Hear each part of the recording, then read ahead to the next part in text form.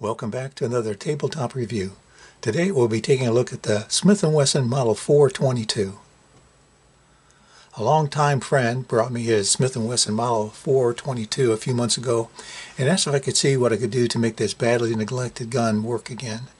In addition to missing a magazine, it was very dirty, with rust showing in several areas and damage to the bluing of the carbon steel slide. But otherwise nothing was broken, no parts missing except for the lost magazine. Although the Smith & Wesson 422 has not been in production for over 2 decades, magazines for the famous Smith & Wesson Model 41 target pistol, still in production today, also fit the Model 422. So I was able to obtain a magazine for about $50. Other than a good cleaning and oiling, nothing else was needed to bring this Smith & Wesson Model 422 back to functioning. Now, through the magic of editing, zipping ahead in time, here's that same gun after rebluing the slide and frame finish repairs. Looks good, doesn't it?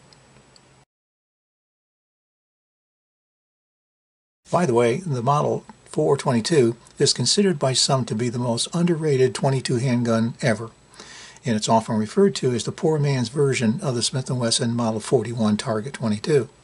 Now, before we go any further, let's make sure this gun is cleared first. By the way, if you enjoy this review, be sure to like, share, and subscribe. Originally founded in 1852 by Horace Smith and Daniel B. Wesson, Smith & Wesson is a U.S. company that was originally located in Norwich, Connecticut.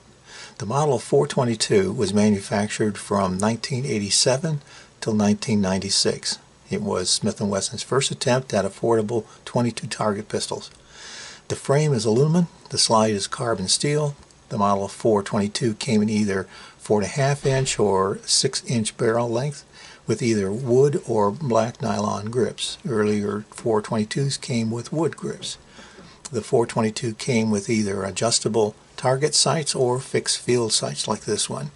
It was originally designed with a 12-round magazine, but when assault weapons were banned, high-capacity magazines holding more than 10 rounds were prohibited.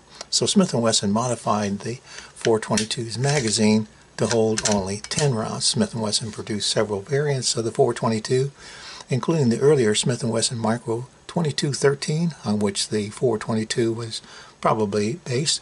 And there was also the 622, which had a bright aluminum frame and stainless slide. And there was the 22.6 version, which was all stainless steel. Sadly, during its time, the Smith & Wesson Model 422 seemed overshadowed by other .22 target guns, makes, and models. And in 1996, Smith & Wesson appears to have replaced the 422 with its new Model 22A target pistol. Now, you'll note that the Model 422 has a rather unique barrel configuration. The barrel is actually in the lower part of the frame. This is where the barrel bushing, guide rod, and recoil spring usually are, but not with the 422. Instead, those parts are found in the area above the barrel. And note the barrel is threaded. Because the barrel is located low and is non-moving, it's ideal for attaching a suppressor without losing the sights. This special design also gives you a low bore access, which leads to less muzzle rise. The 422 also has an easy-to-reach frame-mounted safety and slide stop. Another unique feature is that the shells are ejected here, just above the right grip. One more unique feature is the magazine release, located here. It's located right in front of the grip. Just hit the button and the magazine flies out. By the way, Smith & Wesson put the same mag release on its Model 22A target pistol, which also has a low bore axis barrel arrangement. Now, this is usually where I point out movie connections if I can find any. For the Smith & Wesson 422, I found no movie connections, but to my surprise, for the Smith & Wesson 622 variant, with its bright aluminum frame and stainless steel slide, there were a whole bunch of low-budget 90s films directed by Andy Sidaris. I found that interesting. Both the 4.5-inch and 6-inch 622s were featured in these films. Originally, the Smith & Wesson 422 would have come packaged in a cardboard box with a manual and an extra magazine. Included may have been cleaning oil and cleaning accessories. As for specifications, the length is 7.5 inches for the 4.5 inch barrel and 9.25 inch for the 6-inch barrel. The barrel is threaded but requires a 1/2 by 28 adapter. Weight is 21.5 ounces for the 4.5 inch barrel and 23.5 ounces for the 6-inch barrel. If you had wood grips, they'd add about 2 ounces. Width is 1.125. Height is 5.5 inches. The trigger is single action. The trigger pull is about 5.5 pounds. With a crisp break. Excellent. Trigger reset is short and crisp. Very short. Very nice. The action is blowback operated semi-auto. The magazine release is here, as we said before. Magazine capacity is 10. It's actually got a nice loading knob on either side of the magazine. Very nicely made. Thumb safety is here. Slide lock release is here. Now for its size, the Smith & Wesson 422 feels very light thanks to its thin design, aluminum alloy frame, and good balance. Meanwhile, the slide has nice fine serrations on it and a very light pull, making racking the slide very easy. Given the caliber and the low bore axis, there's very little muzzle rise when firing CCI mini-mags, for example, and there's barely any recoil. Target acquisition was, as expected, very good. I cycled a mix of ammo through this gun without problems. I thought the CCI mini-mags ran the best, of course. I like the trigger, very light and crisp at the break, with a short take-up. Accuracy with this gun was no problem. Maintaining a tight 3-inch spread with iron sights at 25 yards was very easy.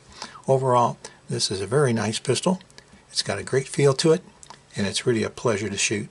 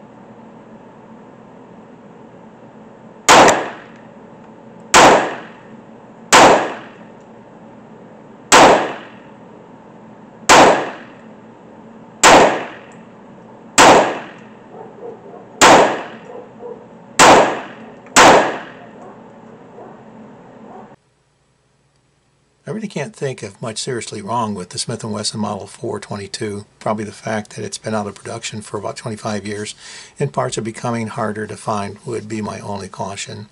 Okay, I'll admit it's a little unconventional in design, and I don't usually like the requirement of an additional tool for takedown, but using a spent shell casing or an orange safety flag chamber blocker isn't too bad. It's a very basic plain design without rails, etc. I've heard people say it's ugly, but functionally this is a pretty good plinker gun. I suppose the adjustable sights might have been better, but these sights actually are okay for what they are. So when it comes to pros, the Smith & Wesson Model 422 has a really good trigger. It's light and functions well with most ammo. The grip angle is also good. It reminds me of a 1911. These plastic grips are actually pretty good, and control seems okay. Although the safety is a little stiff, you have to remember that it rotates slightly back and down. The gun is comfortable. I could shoot it all day long. Accuracy was excellent. In my opinion, it's lightweight, soft recoil, good accuracy, and simple controls makes it a good choice as a training pistol. The threaded barrel makes for a nice addition if you want, and takedown and cleaning is a fairly easy process. By the way, the thread adapter is still available for only about $23. Like you'd expect from Smith & Wesson, the Model 422 is very well made and fitted. It's a very solid and smooth action. This gun is accurate, highly reliable, and easy to maintain. And it's also an all-metal gun, which I like. This assembly of the Smith & Wesson 422 is a bit odd, but not too difficult. You'll need a spent shell casing, 22 casing, or an orange safety flag chamber blocker. First thing we're going to do is remove the magazine, and we're going to clear the gun again. Now, if you look in this area,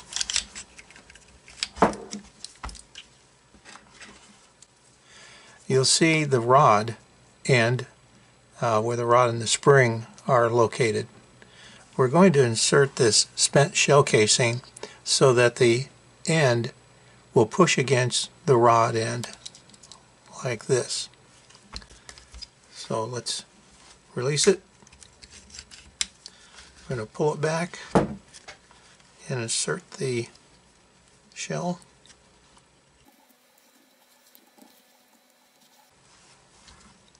And then you can see it pushes the rod back in to the slide. That'll allow us then to remove this retainer. Notice it has a flat side and it has a milled side. The milled side faces toward the rear. Then I'm going to pull the slide back, and we're going to pull back on the rod, remove the shell, pull the slide back, and that allows us to remove the rod and the spring. And now the rest of the slide just lifts off the frame. That's it. So reassembly is basically following the same steps in reverse. First, we're going to return the slide.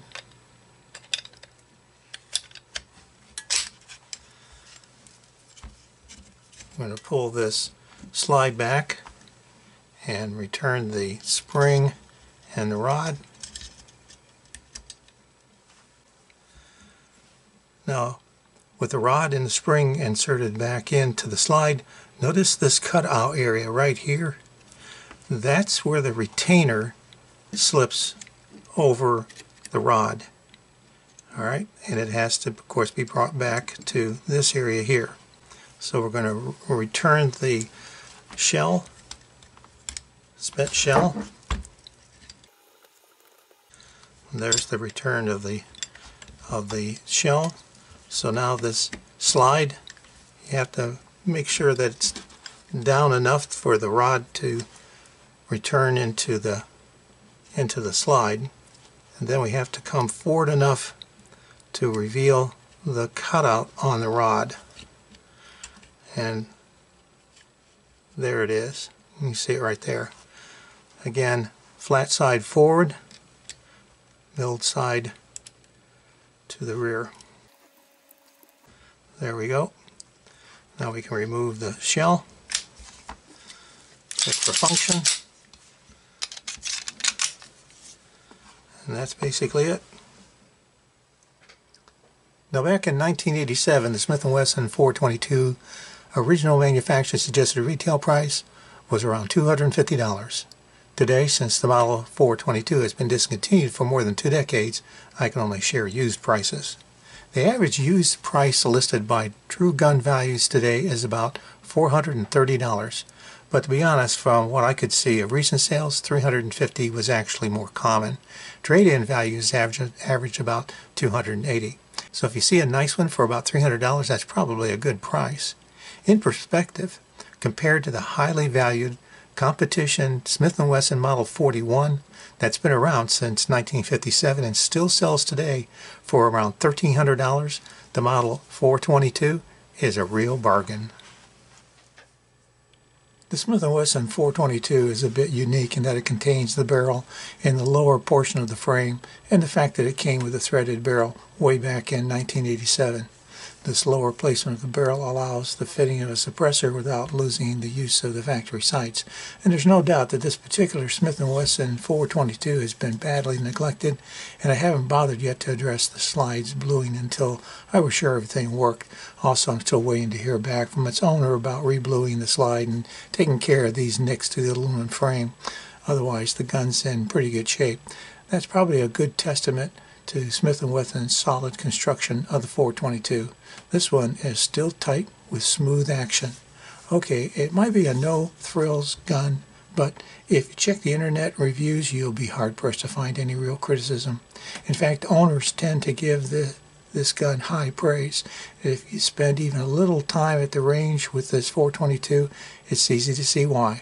Now, I'll admit the 422's slim, simple design and unique features may cause it to be easily overlooked, and that'd be a shame because the 422 certainly lives up to the Smith & Wesson standards, and my own experience at the range showed this gun's action to be silky smooth and to function flawlessly with any ammo I fed it, and that includes cheap bulk rounds, everything without fail. In addition, its accuracy was excellent. So wrapping up, if you've watched many of my reviews, you probably already know that I'm a big fan of 22s. I like them. I own more than a dozen. They're usually inexpensive to buy, cheap to operate, and fun to shoot. A good question might be, how does this Smith & Wesson 422 compare to the other 22 pistols I own? Well, it may not be better than my Smith & Wesson Model 22A or Browning Bookmarks, but it certainly is a respectable quality pistol. Overall, probably functions as well as my Ruger Mark III or Mark IV. In my opinion, maybe even a little better. Any weapon you carry is better than the one you left at home. Thanks for watching. Hope you'll be back for my next tabletop review. Until next time, stay safe.